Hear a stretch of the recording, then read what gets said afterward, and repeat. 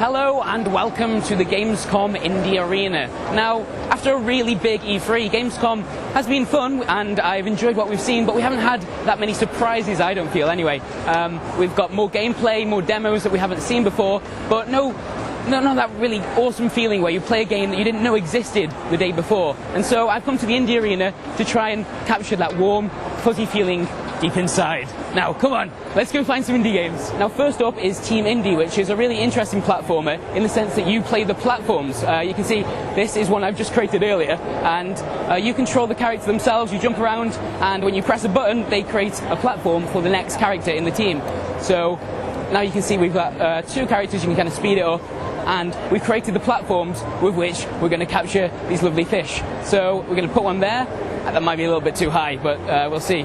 And now, with each round, the platforms are created, and you kind of have to create the platforms to complete the level.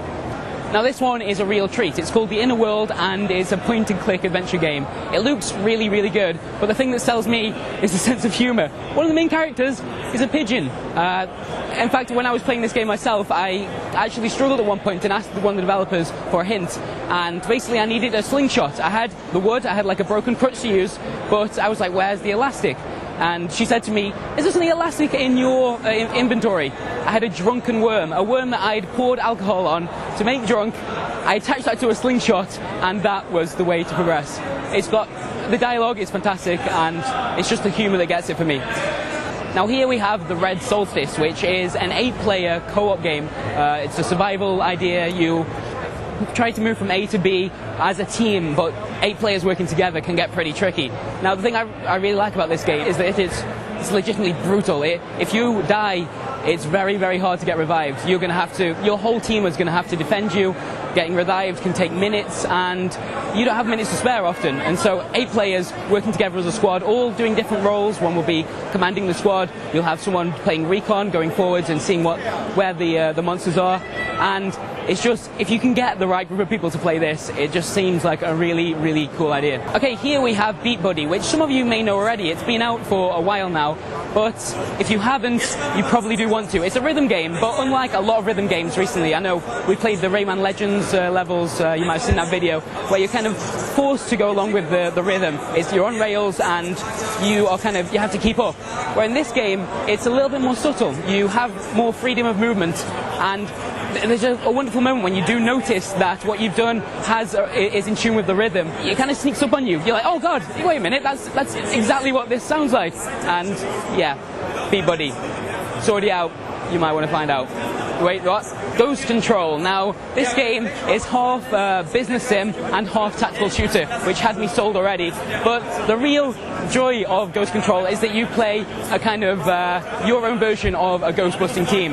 You go around to haunted houses, you deal with the ghosts, but you also have to run a successful business. I mean, the ghost-busting trade, for all the movies and all the kind of fiction that surrounds it, it's a tough business to run. You've got to play smart, and Ghost Control is the perfect game if that sounds interesting to you.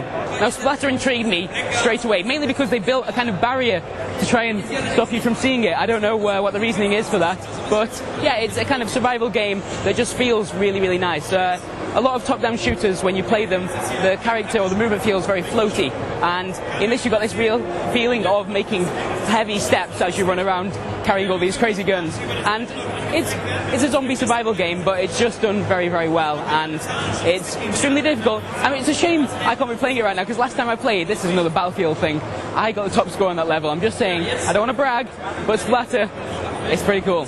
And here we have Ethan Meteor Hunter, which is a puzzle platformer with a kind of unique twist in the fact that you use telekinesis to move your platforms around so you can get to the objective. However, unlike other games that have a telekinesis element in it, you often need to do that mid-platform. So you jump, and then you have to try and fit things underneath you so you've got a platform to land on and carry on. It works really, really well, and it's just a pleasure to kind of, once you figure out how the combination works, it just works really nicely. And finally, we have The Last Tinker. And this game is kind of cool. First of all, the art style is beautiful. It looks like those kind of patchwork characters from like the Purcell adverts or something. I don't know. But regardless, it looks really, really nice. And the interesting thing it does, it's an action-adventure game. It's the use of colours, because in this world there are 3 colours, red, green and blue. And basically it was this kind of whole creative world where people painted lovely pictures together using a variety of colours, but as is often the case with humanity, the question was raised which colour is the best, and things have turned pretty nasty as a result. You, as the last tinker, can control all three colours, and it does this really interesting thing with when you're fighting an enemy. If you hit them with your red colour, it makes them angry and aggressive and they'll fight you. If you hit them with blue, it kind of makes them sad and it's almost like a stun, but you're kind of putting this emotion onto them. Hit them with green and you scare them and they run away. You can make them jump off cliffs or into traps, and it's just a really clever way of using three different abilities that kind of change the world around you. And there we are, that is the Indie Arena, a wonderful variety of different games, and if any of them did kind of speak to you, make sure to let us know, because we want to cover this kind of stuff. It's interesting, it's exciting to play games that you've just never seen before. And annoyingly, if you look behind me, there's people over there swarming around that booth wanting swag. There's video games here! There's video games! I mean, hopefully you guys will have appreciated this, even if they did not. And yeah, hopefully we'll be showing some of these games later down the line.